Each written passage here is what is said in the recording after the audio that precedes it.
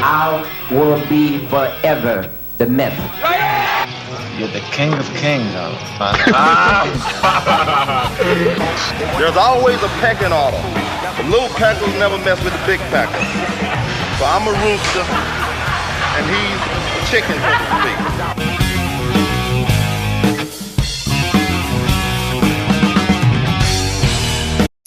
All right, welcome back to the Bodybuilding Legends Podcast, and I have two legends with me today. First, we have Mr. Rich Gaspari. Rich started off his career winning the Junior Nationals at only 20 years old back in 1983, and then he won the NPC Nationals in the light heavyweight class, and then the Mr. Universe in the light heavyweight class in 1984. And then Rich took second in his very first pro show, the Night of the Champions, and then took 3 consecutive second-place finishes at the Mr. Olympia from 1986 to 1988. And then he won the very first Arnold Classic in 1989. So welcome to the show, Rich. Thanks for joining us. I did get top 3 on my first try at the Olympia, too. Yeah, first 3, top 3, and I forgot one, 1985, right. Okay. And we're also joined by the great Mr. Lee Haney. And Lee started off his career winning the Teenage Mr. America way back in 1979. And then Lee won the Junior Nationals, the very first Junior Nationals that the NPC held in 1982. And then the overall at the 1982 NPC Nationals. And then the Mr. Universe that year. And then Lee went on to win the Night of the Champions in 1983 and took 3rd place at his first Mr. Olympia. And then Lee went on to win his first Mr. Olympia in 1984, and he won 8 Mr. Olympias, beating Arnold Schwarzenegger's record. Lee, thanks for joining us also. Thanks, John. Thanks. All right. Well, I got this idea for doing a podcast with you guys because I know you were training partners in 1984, and I sort of got this idea. I was reading that website, Get Big, and somebody was saying that, Lee, you never squatted over 315. So I texted Rich, and I asked him, he said, hey, Rich, when you and Lee trained together, how much did Lee squat with? And he said he used to do 315 for like 15 to 20 reps. So I thought it'd be a good idea to talk about that year, 1984, because that was really a pivotal year for both of you. Rich, you went on to win the Mr. Universe that year, and then you turned pro. And Lee, you went on to win the Mr. Olympia. So both of you guys had a fantastic year that year. So, Rich, let's start with you. You talked before in interviews about how you really had to change your physique to go from taking 5th place at the Nationals in the heavyweight class and then winning 1st place as a light heavyweight. So you had to really change the look of your physique, right? When I won in 1983 the Junior Nationals, I had really strong legs. So, I was able to squat, up to 700 pounds on squats. So what it did is it made my body more, bottom heavy, and I needed more muscle on the top, so when I won the Junior Nationals, I had really big legs, but my shoulders, I didn't look V-tapered because I was kind of like very straight. Mm-hmm. I needed more back, I needed more arms, I needed to like lessen my legs. And when I was training at the Valley, which was the Reseda Gold's gym, I was actually managing that gym. And that gym was an amazing gym because in that gym, there were so many greats in that gym. I mean, besides Lee Haney, you had Albert Beckles, Berto Fox, Fred Hatfield, Corey Everson, Jeff Everson. You had other champs in there like Sting, the wrestler Sting, who Steve Borden was the manager of the gym. I said Fred Hatfield. A lot of times wrestlers would come in, like Hulk Hogan would come there. So that gym had a lot of just electricity in that gym. It was an amazing gym to train at, and getting to train in that gym, I was wide-eyed, and I wanted to be a champion. And seeing all these top pros, it's like it really motivated me. And I guess Lee saw something in me because he saw this young kid training like heavy, like an animal, and he asked me, hey, would you want to be my training partner? And to me, it was an honor because this was a pro. This is a guy who came 3rd in the Mr. Olympia. And I was like, for me, it was a great opportunity to train with, a pro bodybuilder. Yeah. Now, Lee, you just took 3rd in your first Olympia, your first year as a pro. So what did you feel that you needed to do in that next year to work on your physique to win first place? Well, it was a combination of things. Having took third was, that was quite whetted my appetite a great bit. It's nothing like winning. Yeah. But all the other shows I had won the first time around. The Junior Nationals, the National, the NPC, IFBB World Championship, all of that the first time around. So coming into that, Olympia having placed third, I noticed that some things had sort of went wrong along the way, because I recall peaking at 243 pounds 4 weeks out from the Olympia. Matter of fact, Arnold saw me in the gym at World's Gym and said to me, he said, "Lee, how are you looking this way, in this kind of shape, 4 weeks out from the Mr. Olympia?" And I just shrugged my shoulders and said, "Man, I don't know." Well, he saw that I was peaking. Yeah. But because of my lack of knowledge, I didn't know what was going on. I'm thinking, hey, this is just where it's supposed to be. But what happened, I ended up going into the Olympia 4 weeks later, which took place in Germany. I only weighed 233 pounds. So I had, in fact, lost 10 pounds within that 4 week period of time. Right. So I had my notes as to what I did and trying to follow that. So myself and Dr. Fred Hatfield got together and went over the notes. And Fred said simply, "Lee, you can't train like a horse and eat like a bird." So I ended up losing size because of not increasing the caloric intake due to the activity level going high. And then the fact that my body fat was always under control year round. So I didn't carry a lot of body fat. So no need to bottom calories out the way that I did. So we got that right as far as increasing the calories intake. So I went in on probably 1,500 calories more, to 2,000 calories more than I did for the 83 compared to the 1984.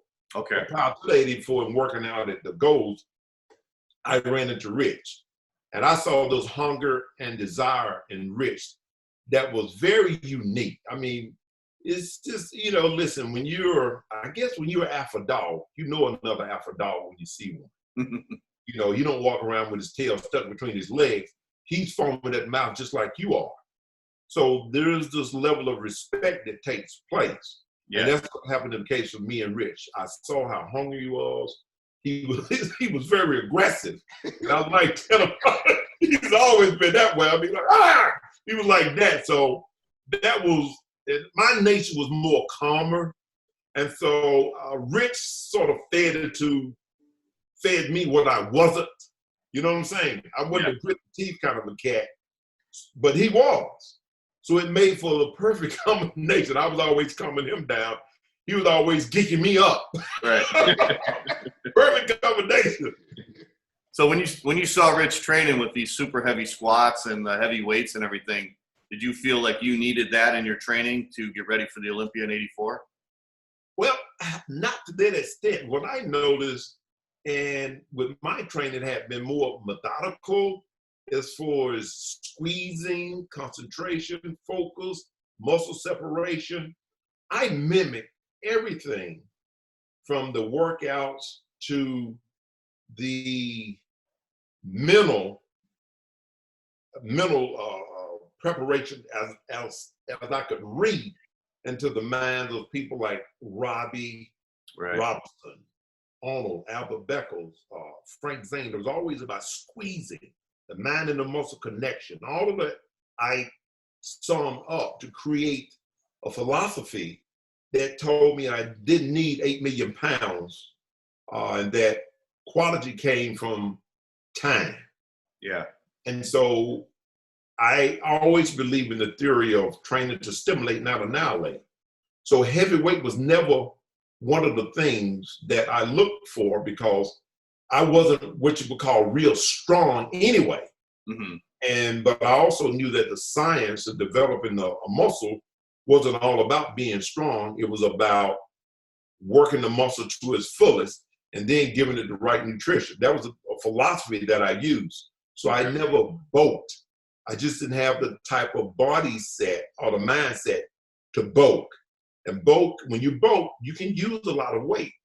But I was always conscious of being conscious of how my body felt. You know, I also knew that you could tear something up. And being injured is not one of the things that I like. So, yeah, I was always conscious of that. In saying that, like, you know, what Lee really taught me is, like, when he saw me, he saw this young, aggressive kid that wanted to be a champion. But he also saw a kid that was, at that time, I was 255 pounds. Now, Lee Haney was 255 pounds, but he was 255 pounds hard. I was 255 pound bulk. So he looked at me and he goes, you know what? He goes, Rich, you're big, but you're fat. Some of that fat. I won't say that. I'll let Rich say it. But you know what? It's with love. He goes, you can't hold all that fat. You got to lose that fat. You got to stay a little leaner. And you got, like you said, you got to stimulate the muscle. And what Lee taught me, I came from a powerlifting background. The gyms I train at were mostly powerlifters.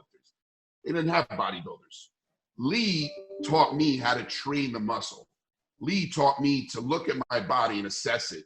He goes, your legs are too big. You need more shoulders. You got to build up your arms. And those are the body parts we focused on. Lee focused on his calves, his legs, and we both trained really well. You know, like, we both really pushed each other in a good way. And when I said you call me fat boy, it was all in love. I never took it as an insult, because he wanted the best for me. He basically assessed me and said, listen, you got to lose that. You got to lose that bulk. That bulk's going to do you no good. You can't flex fat. So it's better to get rid of that bulk. And that year I started learning how to eat properly, you know, not going into these bulk cycles, because bulking doesn't work. You know, bodybuilders that bulk up and then lose it end up losing muscle anyways. Yeah. That year, you know, because the year before I was a heavyweight, I needed to go down to a light heavyweight. I mean, Lee had no limits. I was more careful in how I was eating, because I had to go down into, you know, the light heavyweight category. But what I also had to do is retrain my body to stop training heavy on my legs.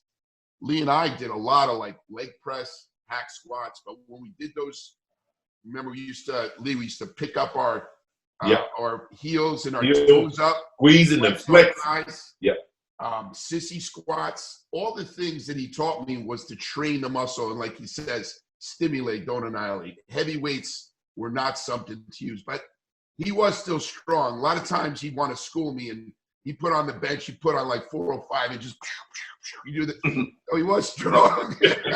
When he wanted to be, he showed me how strong he was. But he always trained with strict form on his flies. It was just like, like Chris Lund, like magic. Everything was perfect on the form. And that really taught me a lot. And that year, how to train. It changed my whole philosophy in training. Rich, where did you get the idea to go from heavyweight to light heavyweight? Because the year before, you won the overall at the Junior Nationals. Then you go to the Nationals. And that year at the Nationals, that was one of the toughest Nationals ever. I mean, you're up against Bob Paris, Roy Liedlmeyer, Matt Mendenhall, Mike Christian, and you took fifth, but you were still, I mean, right in the mix. Why did you ever think, I'll just train another year as a heavyweight? Or what made you change your mindset and said, I'm going to go down to light heavyweight? Well, those guys were a lot taller. I'm 5'8". Those guys were, you know, in almost 6 foot, 5'11". They were much bigger guys. And Ed Connors, who basically brought me out to California, goes, you should go down as a light heavyweight. That's more your weight class. You know, hone yourself down. And like I said, is restructure my body. I wasn't worried about training my legs as heavy. I was more worried about making sure that I was capping my delts, developing my back, building my arms. And, you know, what Lee taught me is, like, when I was training a curl, if you're just like swinging your weight up, you're not working your biceps. But if you're strict bringing that up, you're able to squeeze your arms and build your arms. And arms were a tough body part for me. Even, I'm like, for Lee really built his arms up, training them really strict, you know, with, you know, contraction and extension, that I really learned and really honed in on training, you know, that way. So as a light heavyweight, I felt I had a better chance in getting my pro card than trying to go up against the guys that are going to be I was like 205. So I was going against guys that are 215, 220, 225. Right. So it was better just to go down to the light heavies. Yeah. Now, Lee, when you first approached Rich and you talked about training together, did you guys each talk about, like, you know, you were going to go for the Olympia and Rich was going to go for the Nationals in the universe? Yeah, you know, we knew each of us had a vision of what we wanted to accomplish. Yeah. That was the first thing. And we knew that we had to work hard as a team to get there.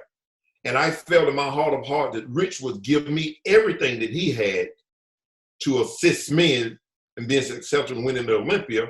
But at the same time, he knew that I was giving him all that I had for him to be successful and winning the NPC Nationals. Yeah. So, and man, there was no doubt about it. I mean, we worked our tails off.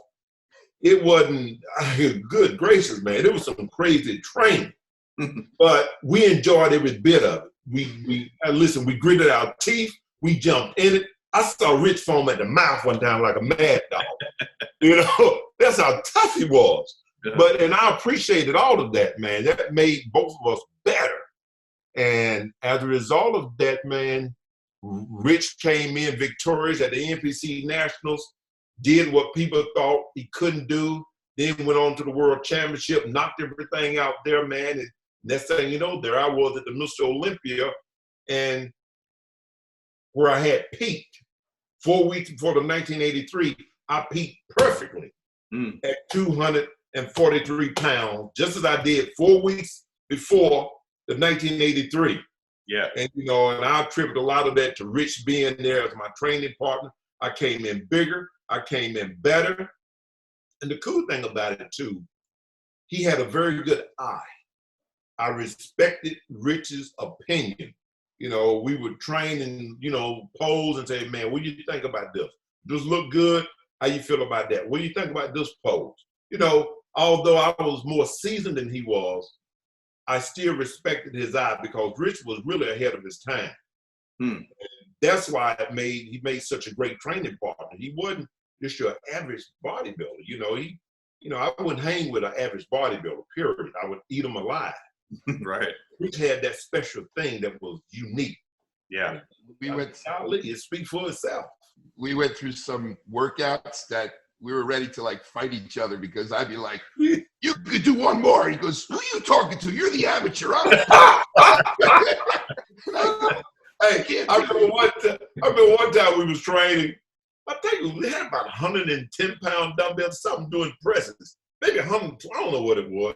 Rich said, hand me that dumbbell. I said, I'm not handing you a dumbbell. You get your own dumbbell.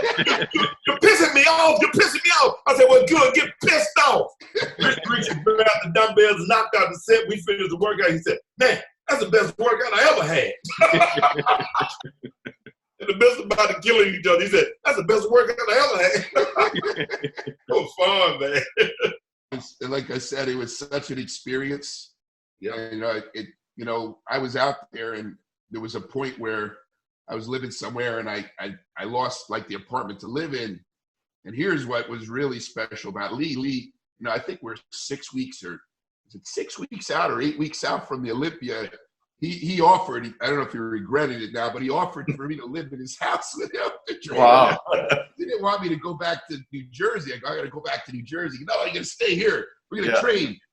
And then I lived with him and that was fun because now I'm living in his house with his wife, and we were both dieting. Right. And we had, it was like some of the points where I think I was just, because I was dieting, maybe I was rude to Shirley. He goes, if you don't apologize to my wife, I'm smacking you up. You better apologize. So Shirley was unbelievable. I mean, she cooked. She was unbelievable. Yeah, he's a lucky man. Rich, like I say, all of us had something in common. I love Rich. I love his heart. I love his spirit. And I tell you what, man, I thought if he was going to be second to me 3 times in a row, I would have never let him in my house. I sleeping with the enemy, Right. But I tell you what, Rich always had that hair trigger, man. He was just, that's what his personality. I watched Rich in the gym, how sometimes you try to work out and some guys get in the way of the gym, right? Yeah. They're just bumping along. And I recall this one time this guy got close to the machine and Rich said, "What are you doing, bum? Get out of the way." I said, "You can't say that." And I recall this evening, I came in to train that evening, waiting on Rich to get there. I get to the gym, it's this big horde of guys outside, a lot of these guys I've seen in the gym. I mean, this big group of them. And I walk up into the crowd and say, "Hey, guys, what's going on? We gonna get your training partner this evening." I said, what did he do? We gonna beat him up. I said, what did he do? We're sick and tired of the way he talked to people. He's rude and he mean. I said, he's just a kid. Well, you better talk to him. If not, we're gonna get him. I said, "Man, don't hurt him. Let me talk to him. It's gonna be okay." And man, Rich never knew about it. He never knew it until we was at Arnold's, Rich, and I told that story. Yeah, you told me that story. I said, "Yeah, they're gonna kill you." He said, "Are you serious?" I said, "Yeah, you're gonna be gone, man."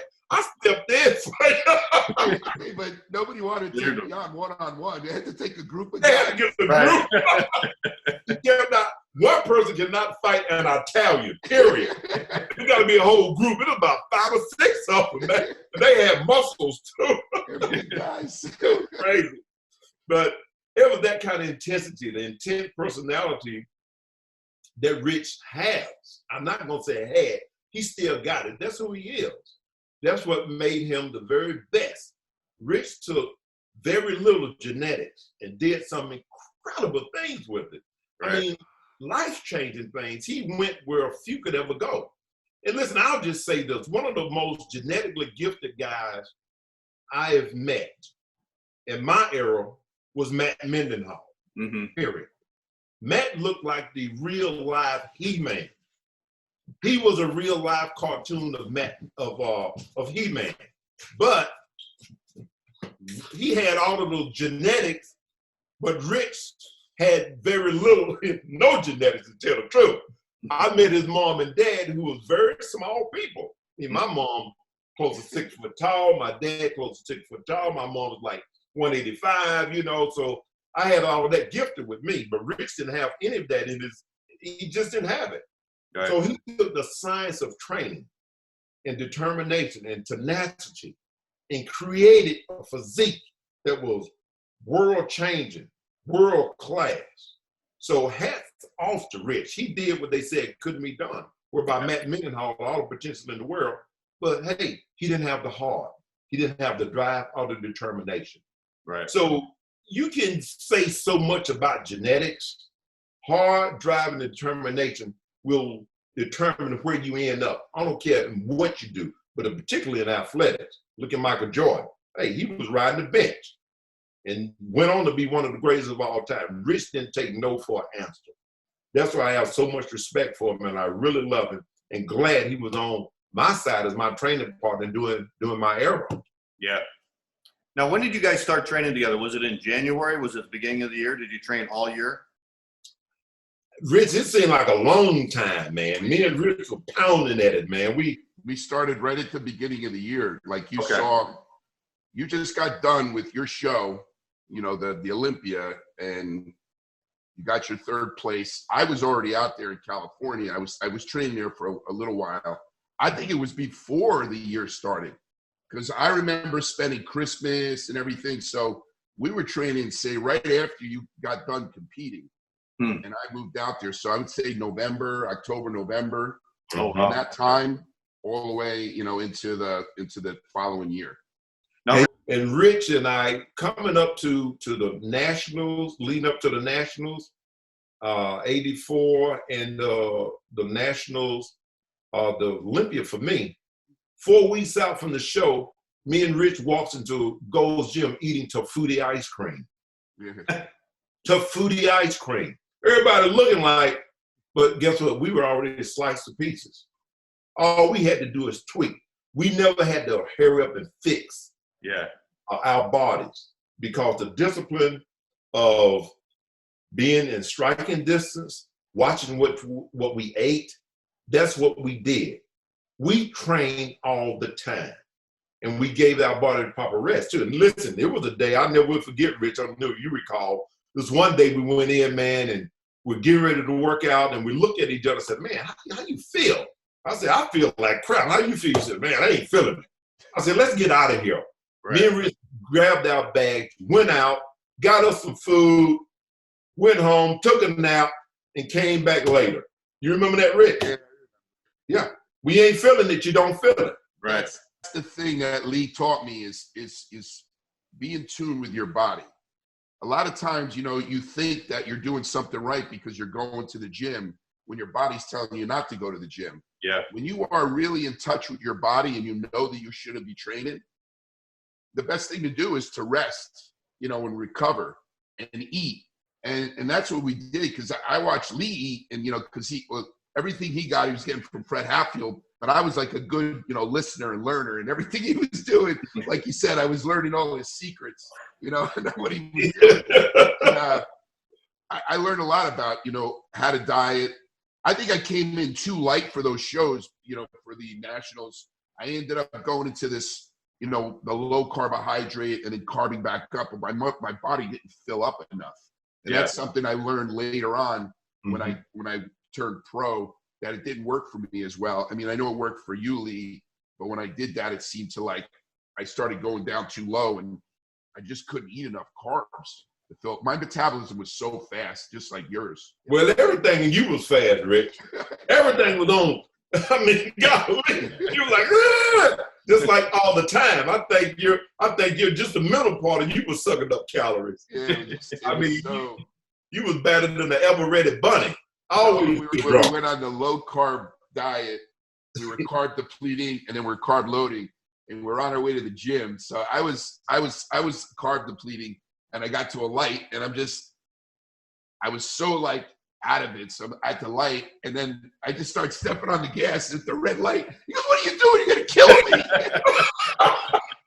me!" so yeah. I remember that, man. I'm like, Rich, you just ran the light, man. What's the matter? So he was called depleted on that day, and I said, oh my goodness, he could have killed both of us. That's the last time he would drive me around carb depleted. Tell him what happened when you carb depleted. Oh man, the same way. I'm at the light. I'm driving this time because I wouldn't let Rich drive me anymore after he did that. I come to a stop at the light. I look at the light. It's red. Then all of a sudden I put my foot down on the gas and ran through the light. I said, oh my goodness. It scared me to death. I said, I'm about to get us killed. So with that going on, I just let Shirley drive us, man. I didn't want to risk that. But, you know, one of the things that was so cool about Rich that I admired a lot, which I nicknamed him the professor. Rich always paid close attention to his nutrition. He was always reading and studying and finding out. He kept his notepad on everything that he ate, which is the reason why he's the head and the founder of Gaspari Nutrition today. Mm-hmm. So he's in his zone as to who he is and what he was during his time training as a professional bodybuilder, amateur professional. That's what Rich has always done. And for me, training has always been my thing, whereby we have the Lee Haney, my International Association of Fitness Science, because training is what I know, it's what I do, as far as fixing the body, fixing the training system. Right. So both of us are in our element, and we were able to feed each other with the natural gifts that what we had. We put our two gifts together and made both of us world-class champions. Yeah. So when you guys started training together at the beginning of the year, then, Rich, you needed to come down in weight. So were you already, like, dieting at the beginning of the year, just slowly coming down? Because Lee had to go up in weight. He increased his calories. Well, what I was doing like, I was eating, what was the name of those? There was a place there, Lee, Kevin's Burgers. There was this place with these, like, 3-pound burgers I was eating. I was drinking. And then I was eating like a jar of peanut butter. I was just doing I wanted to get, bigger, and I thought getting bulkier was getting bigger. So I thought it was just getting fatter. And, Lee goes like, you got to lose a lot of fat. He goes, you got to take off that fat because you're going as a light heavyweight. better start losing it. So I just slowly, I mean, I'd have to do cardio. Believe it or not, I did very little cardio as a pro. My training intensity was enough. And I speed, dude, you use speed. Did we do cardio? I don't even think we did cardio. Did we? No. We didn't do any cardio. Probably I mean, we trained twice a day, and our training intensity was so intense because we go in there, we do calves in the morning. First body part, and we would blast calves with, donkey calves, standing calves, seated calves, and we just blast them superset, drop set, high reps, to bring our calves up. And then we train our body parts, and then we come back later on, we go home, take a nap, go back to the gym, train again. And you're saying about losing weight, all I did was cut out the bad food and just ate cleaner. Okay. And really didn't do much I didn't do any cardio. The training intensity that we had was so, and I always tell people, if you train hard enough, that is cardio, Rich. Yeah. It is cardio. Yeah. And we used to superset, like we had a combination of leg press with hack squats. Remember we said do that combination of that superset, but it was constant tension. Like I said, I didn't stop when the weight went to the top. I went on my off my toes, squeeze my legs, and then come down slow. So it was constant tension the whole time. And then superset doing the same thing on a hack squat. And that really, it put the muscle in another zone. And I just love, training like that with him because, the intensity for me was like, a high training. Yeah. And like I said, when we trained together, I was the amateur, he was the pro. And I'd always, because I'm the young, cocky kid, I'm always challenging Lee. Hey, Lee, let's do this. Hey, Lee, let's do that. We challenge each other because I pushed him because I go, you're going to win Mr. Olympia or what? Because that year was Sergio Levin was making a comeback. I said, you let that guy beat you? Well, Lee, you used to always train 3 on, 1 off. Did you guys continue doing that workout routine, 3 on, 1 off? I love that routine, man. That was the best. It gave the body just enough time to recover, without having too much time in between. But it also prevented injuries too. Me and Rich never got hurt. With some guys, a tweak or something would take place. That never happened with us. We never injured knees or hips or back. That never happened because the 3 on off 1 was such that the muscles being trained frequently, but you had enough time in between. Let's say, for instance, Monday would be push-pull. We'd always mix it that way, biceps and chest and calves, ab, that kind of deal. Then Tuesday would be legs, and then you got back and shoulders. Then the 4th day you're off. Then you start your cycle over again. So it was a very smart way to train without overtraining. Because during Arnold's day, they would use a straight 6. Straight 6 was a killer. Oh my goodness, man! But because of the 3 on off 1, it allowed us to be a little bit bigger, put on a little bit more muscle size, a little bit more recovery, and then we didn't get injured. They use a different kind of a deal back then. And then we use a double split. A double split. So we're hitting, the body parts twice a day, and the body's producing natural growth hormone twice a day. You got a nap going on. That's 3 growth hormone spikes that the body incurred, 2 from training, then 1 from having a nap during the day. So that gave the body everything that it needed to grow. And then the science of food, of the protein, carbohydrates, and all the stuff that Rich was great at, we understood that. So that gave us a definite edge. Me with training, Rich with nutrition. So, man, that was a knockout combination. Did you guys do that double split all year, or did you just do it when you got close to the contest? No, we did it all the time. Hey. Wow. That was our job, wasn't it, Rich? I started training like that, and it was just part of the, the routine. And, ate 6 times a day, and train on that 3 on, 1 off. Yeah.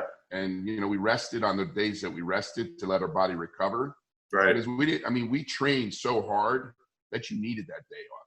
Oh yeah, for sure. It wasn't like you're training like some guys do. You know, people don't understand, and I see it. And today, the intensity that bodybuilders have are nowhere near the intensity that we have. That intensity, I don't know, you just don't see it. Right. I mean, like you said, I was frothing from the mouth. I went there to eat the weights, you know, whatever I could do to defeat that. I went in that gym like that was the last day of my life. That's how I went to the gym. Yeah. And like I said, I learned so much because Lee taught me to squeeze the muscle, you know, develop. I learned how to do a side lateral properly because I wasn't doing them right. And, you know, drop the weight, do it right, you know, where I'm pouring 2 pitchers of water, working the delt. And when I really started training the muscle, you started seeing the changes. Like I said, whether I didn't have the best genetics, I had the mindset. My genetics was here, you know, that I think nobody can have. I said, nobody's going to have my work ethic in the gym. That's right. The only problem is when you have the work ethic, the drive, and you got great genetics like Lee, then there's a problem. Hey, Rich, I'm glad I gave you a little bit. Especially since you were sleeping in my house, you know what I mean? I really took it personal.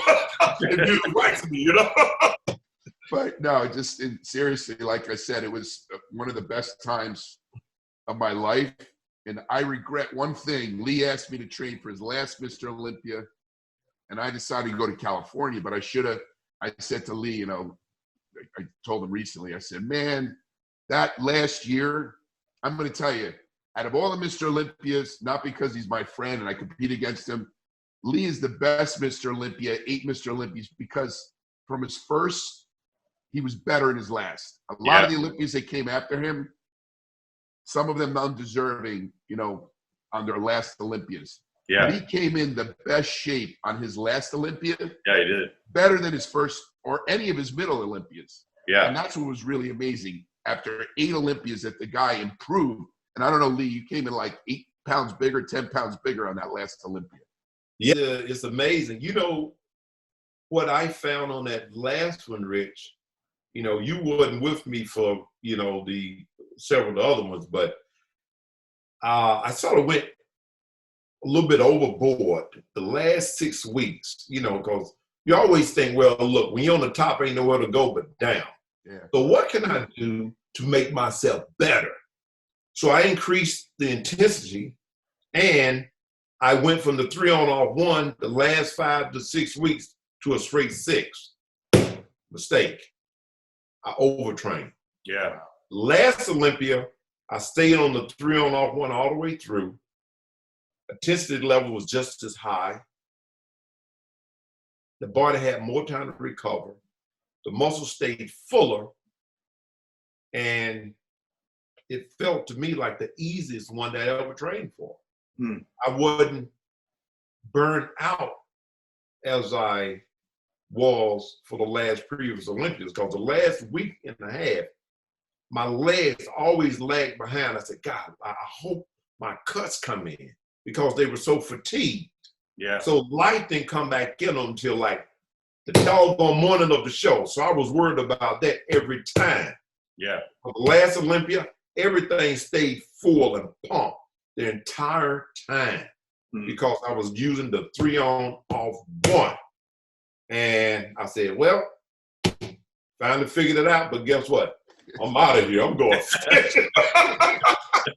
I'm out of here. Last set, best set. Man.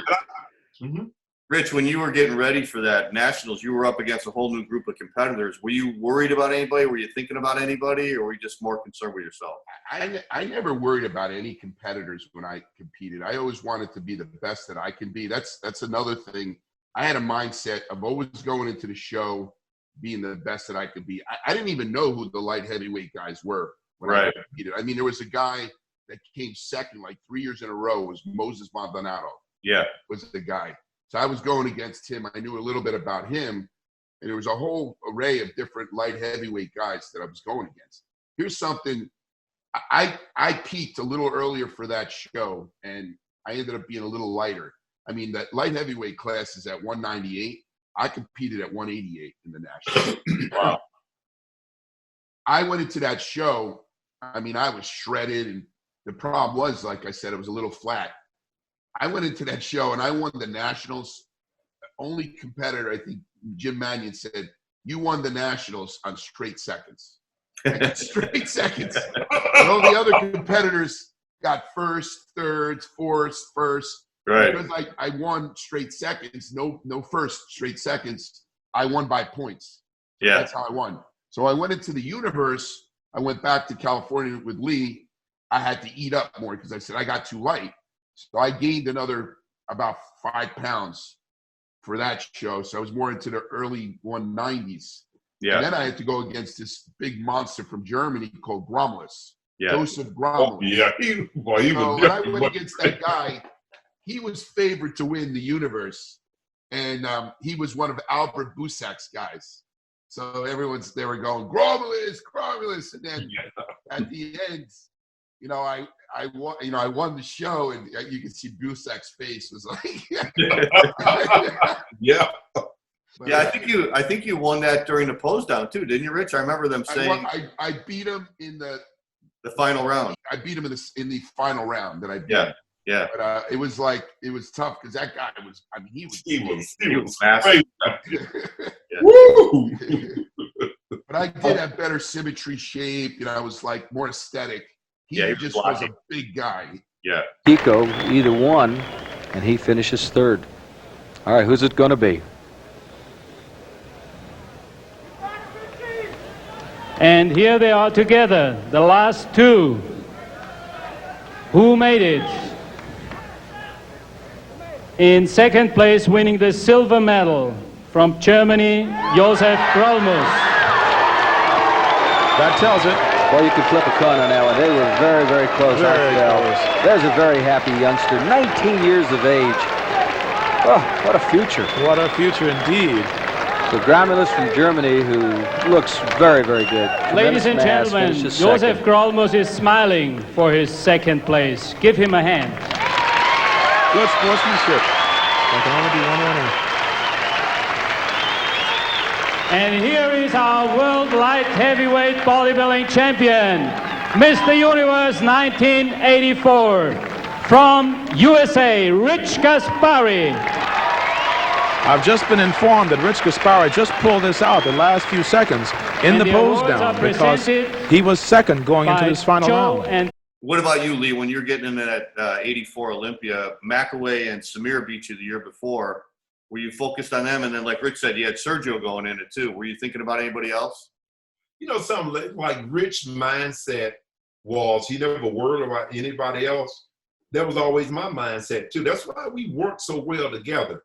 Yeah. I never worried about the competition. My whole deal was if I could be the very best that I can be, bringing the best combination of mass, quality, symmetry, presentation.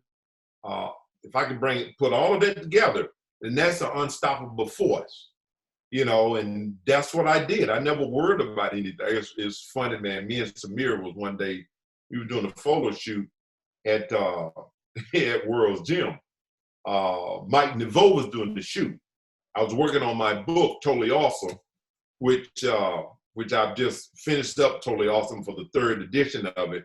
And Samir was almost in the background while we was doing the shot with Cable Cross. And I said, Samir, you don't want to get in the way of this picture. If you do, you're going to show up and it's going to look real bad for you. You're not going to look good at all. Of course, I was messing with him, Right. I was messing with him. Samir said, how he was like, oh, yeah, okay now. But it was, and I know Samir, man, he looks fantastic, man. You talking about a presenter. His posing was off the chain. Right. I knew I had to come in there with something special in order to compete on that level, because of physique. I knew if I could hold my peak at that 243 as I was the previous year, then body-wise, I had it. But the only thing that I had to make sure that was on a whole nother level was the posing.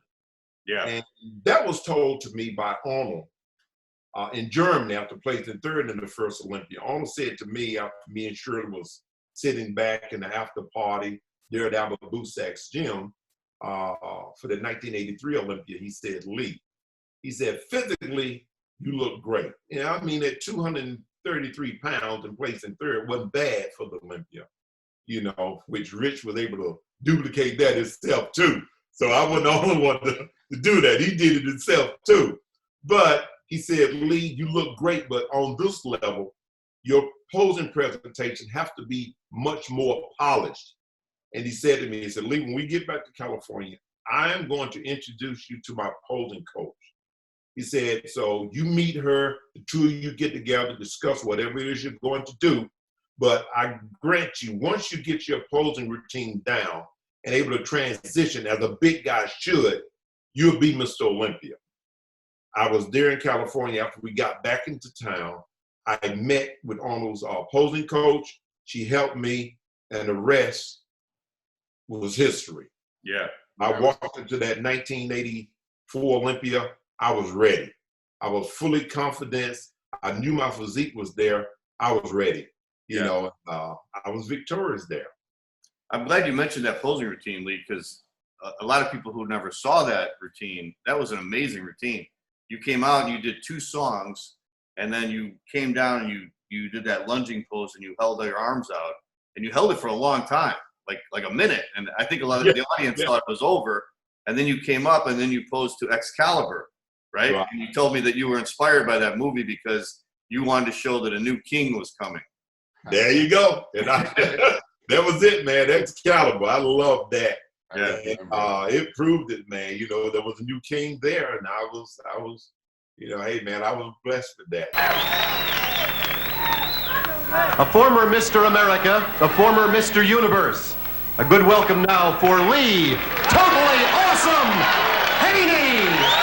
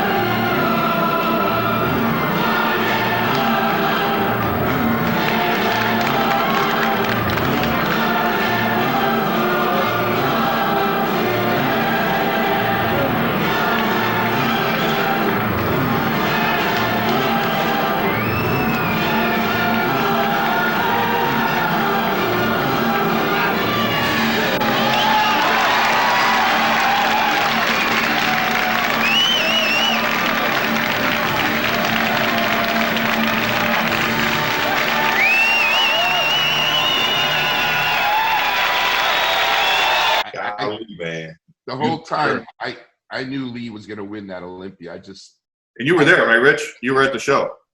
I was at the show. He stayed at my parents' house. Oh, really? I was in New York. Oh, okay. So, because his show was after my show, you know, I said, Lee, I know you want to stay in a hotel. Why don't we stay in a house? We have food. Right. I got a limo driver to drive you to New York. Right. So he stayed, you know, he stayed at my house with my parents and my two little mother and father. I mean, they loved him because, you know, they took care of their son. Yeah, that was real special, man. Rich, I mean, they had everything laid out for me too, man. I mean, you know, me and Rich got some beautiful history, man. His parents were just so beautiful. His brothers. I mean, it was off the chain, man. I didn't have to worry about a thing. And so I did my last minute prep right there at Rich's home. So his mom and dad and his family shared in my winning the Mr. Olympia in 1984. They sure never got that. I was telling my parents, you can't screw this guy up.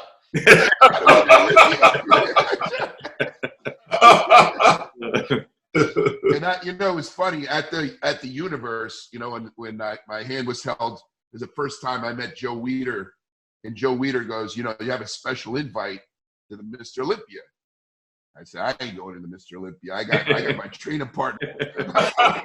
Man, I didn't know that, Rich. I appreciate that, man. Yeah, he goes, you're gonna go in, and first of all, I go, I ain't ready for the Olympia because I want to be ready to go on that show. And I'm helping my training partner. I go to, he goes, who's your training partner? I go, Lee Haney. He goes, Lee Haney. Wow. And you helped Lee oil up, right, Rich, at the show? Yeah. When I was backstage, with Lee, and I remember oiling him up, and I'm looking at the other competitors, and I see Muhammad Makawe, and I'm still looking at Lee, and I'm oiling up his back, and I go, oh, damn, hey, got stuck in his back. He's so and I look at him, and then he looks like he was, how do I look? And I just go like, you got this show. You got this show. Because I saw, you know, I don't know if we were worried about Sergio Oliva. We were thinking about, like, what's he going to look like? Everybody was, And when we saw him, I go, Lee, he ain't nothing. Don't worry about it. He ain't nothing. I mean, with all due respect, you know, he's a great champion, but he was past his era. Yeah. You know, I was looking at Samir Bannout.